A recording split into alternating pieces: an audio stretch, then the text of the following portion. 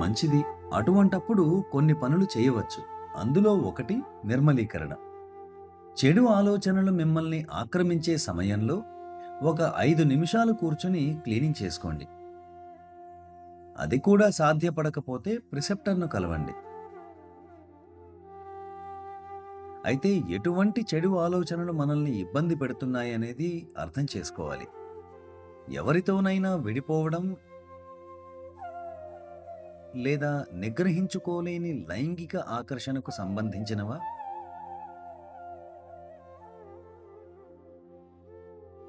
ఏ వ్యక్తికి మాత్రం ఈ సమస్యలు ఎదురుపడవు?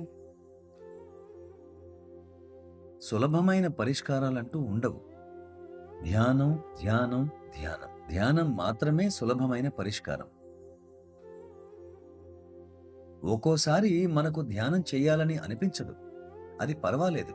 అలాంటప్పుడు మీరేం చేయాలంటే ఏదైనా పుస్తకం తీసుకుని చదవండి. అప్పుడు మీ మనస్థితి మారుతుంది.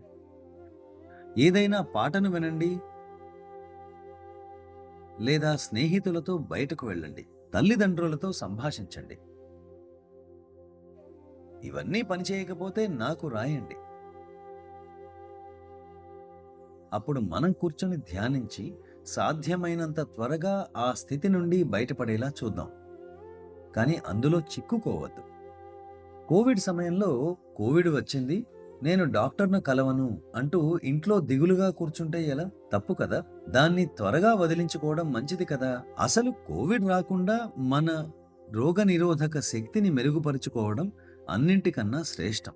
నిరాశ, నిస్పృహలు, ఒత్తిడి, ఆందోళనలు ఉన్నాయని ప్రజలు చెబుతూ ఉంటారు. ఇవన్నీ వచ్చాక చికిత్స తీసుకుంటారు కదా, అది మంచిది కాదు. వాటిని అసలు రాకుండానే నిరోధించాలి. నివారణ అసలైన మందు.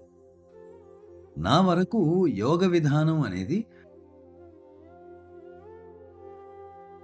మనకి భౌతికంగా, మానసికంగా, ఆధ్యాత్మికంగా అన్ని స్థాయిల్లోనూ రోగ నిరోధకతను అందిస్తుంది.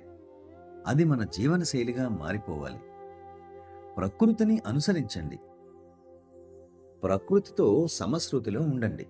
అప్పుడు జీవితం ఎంత సంతోషంగా, ఆనందంగా ఉంటుందో చూడండి. ప్రజలు నా జీవితంలో నాకు సంతోషం, సరదా ఉండాలి అంటారు. భౌతిక స్థాయిలో సరదాల వెంట, సంతోషాల వెంట పరుగులు తీయటం మనల్ని బలహీనుల్ని చేస్తుంది. ముఖ్యంగా నైతిక సామర్థ్యాన్ని దెబ్బతీస్తుంది.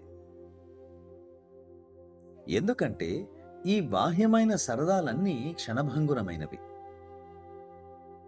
బుడగల వంటివి. అప్పుడే వస్తాయి, అంతలోనే పోతాయి. ధ్యానం ద్వారా పొందే అంతరంగ ఆనందకర స్థితి చాలా ప్రత్యేకమైంది. ఆ పరమానంద స్థితిని కూడా అధిగమించడమే యోగా యొక్క ప్రయోజనం. సచ్చిదానంద స్థితి లేదా సమాధి స్థితి సైతమూ కాదు. సమాధి స్థితిని అనుభూతి చెందినప్పటికీ అది మన లక్ష్యం కాదు.